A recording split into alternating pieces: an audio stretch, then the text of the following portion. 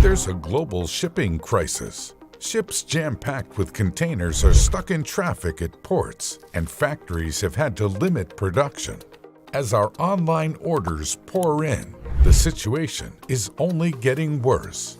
About 25 million containers travel from point A to point B on around 5,500 container ships around the world to get us our goods. But when the COVID-19 pandemic led to lockdowns, as well as inconsistent supply and demand, it threw global supply chains and transportation networks out of whack. Then there's the shortage of workers.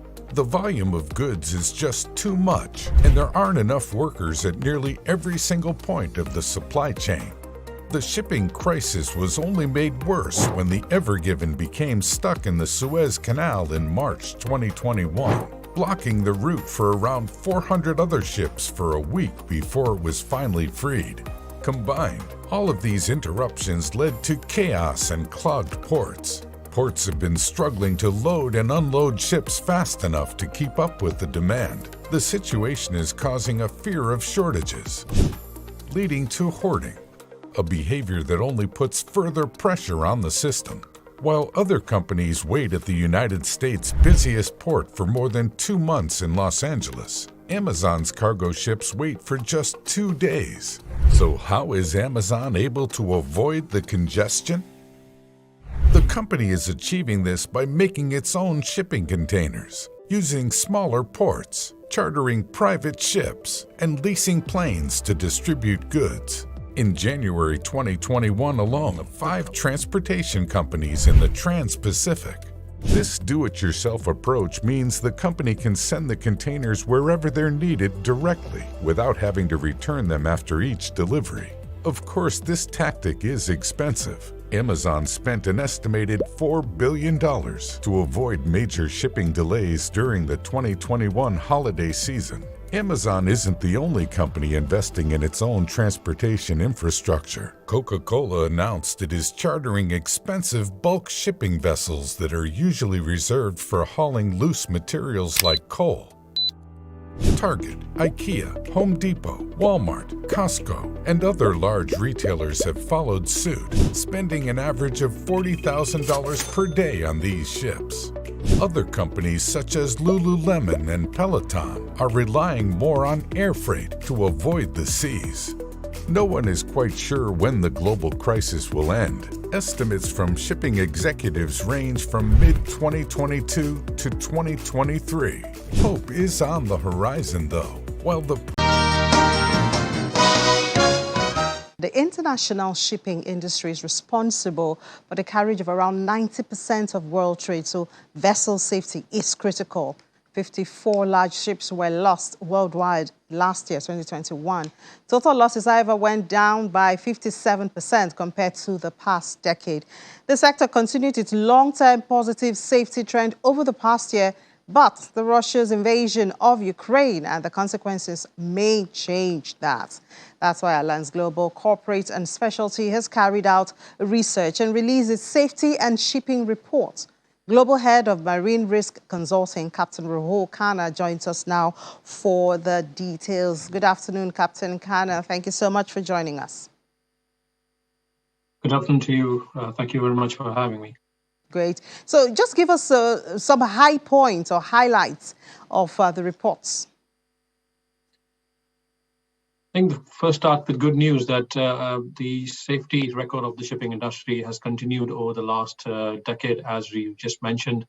The total losses are down to 54 now from what it used to be 200 plus in the early 90s.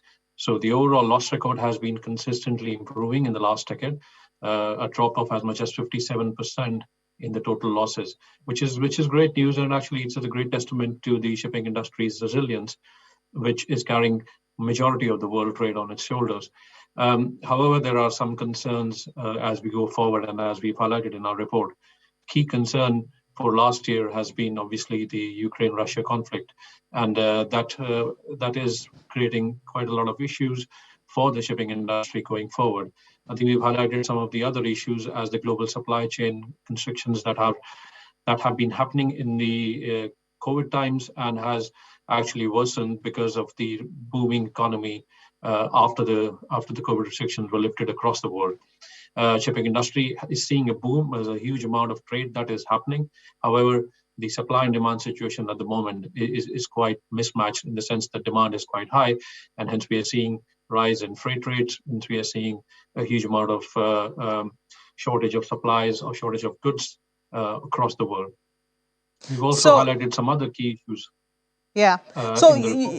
I believe that a major distraction to that good report you talked about is obviously the war going on in Ukraine, because we have issues of loss of live vessels, trade disruption, sanctions, cost and availability of bunker fuel. Paint a picture for us what we expect to see if you were to carry out a report after the war or at the end of this year, for instance. Very difficult to do that, because firstly, we don't know how long the war is going to be. Hopefully it'll finish in very quick time, from what we can only hope. But there are a few key things that has happened because of this war. There are three key impact areas of this war on shipping industry. I think the first very obvious one is the direct impact on the crew and the ships themselves. We have seen quite a few attacks on merchant ships as collateral damage of the war. We have seen many casualties, a loss of life of crew members on board ships. And that, I think, particularly is a very key issue on the already struggling human resource issue within the shipping industry. I think COVID had impacted the supply of the crew members quite severely, because a lot of them spent long periods of time on board the ships, and there was mental health issues for the seafarers. And this war hasn't done anything to help, because as much as 14% of crew members on ships who are operating these vessels are coming in from Russia and Ukraine. And that means that there is huge question mark on the availability of these crew members. So that is one issue, and how that's going to pan out over the years is going to be something interesting to see. But we can already see that there is going to be a big shortage of crew members in the next 5 years or so, and this conflict is only going to increase that. I think the other big issue is the global supply chain disruption that we are seeing. I think earlier in your program, there were some commentators mentioning about the same thing, that the disruption to the oil trade, the disruption to the supplies coming in from Ukraine and Russia is going to have a further impact into already struggling supply chains across the world. I think we can already see there's a huge shortage of goods coming in from the manufacturing hubs of Russia and Ukraine and into some other countries. And Black Sea area is at the moment pretty much a no-go zone because of this. And a lot of agricultural goods are coming in from this area, which aren't able to come out because the infrastructure within Ukraine is pretty much, well, if it's not destroyed, it's inaccessible.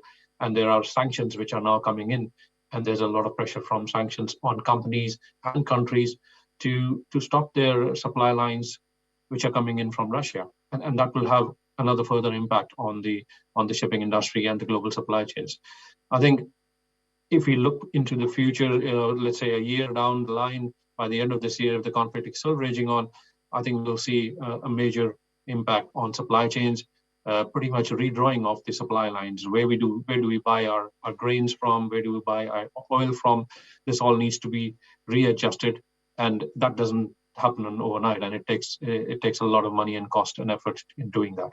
Yeah, it doesn't look like we will have a good conversation if we were to repeat this conversation a year from now, Captain Kana. And, well, we'll watch the space, but it doesn't look like a very good picture. Thank you so much for giving us highlights from your reports, Captain Rahul Kana, and enjoy the rest of your day.